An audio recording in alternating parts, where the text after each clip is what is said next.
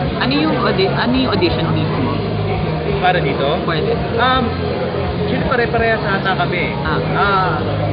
Ang pinaaral sa akin is yung St. Jimmy. Tsaka Wake Me Up When September Ends.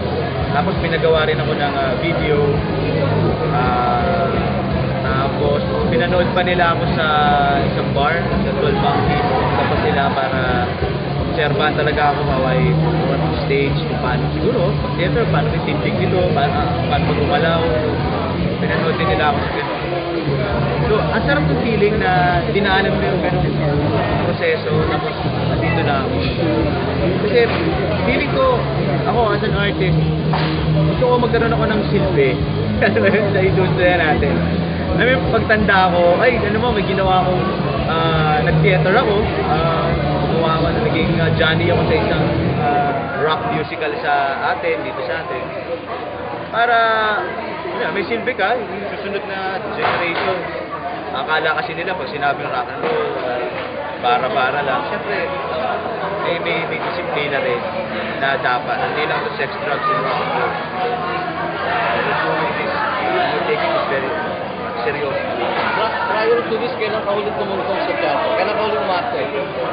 Well, yung arte, basta teleserye kasi ako sa Doble Cara sa ABS. Pero siyempre iba yun eh, TV yun eh. Ito, teatro, iba yung atake dito ng pag-arte. Pero yung sa teatro, huli kong tungtong 2 years ago. 2 years ago, matagal na rin. Hindi ka naman kinalawang dito sa... Parang. Kasi, una-una yung stamina. Siyempre, tugtugan naman namin. Kumbaga, hanggang dito lang yung energy na kaya ko. Dito kailangan talagang stretch. Kailangan. Pero sa tulong naman ng mga coaches namin, mga exercises, breathing exercise.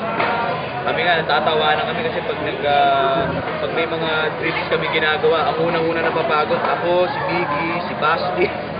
Diba? Hindi na nagagalaw yung mga muscle. So, parang feeling ko after this, alam mo yun, parang as a performer, malaking tulong, gagamit rin namin sa mga shows.